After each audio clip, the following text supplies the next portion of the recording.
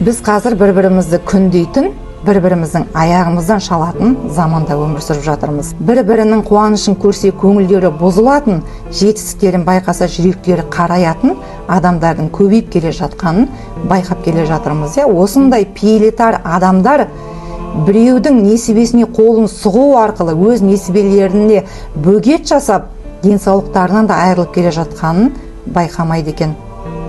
Көре алмаушылық, қызғаншақтық, пейілдің тарлығы бұл діни тұрғыдан да, ғылыми тұрғыдан да қарағанда бұл адамның сау дүниесін, сау денсаулығын жалмайтын жаман қасиет екен.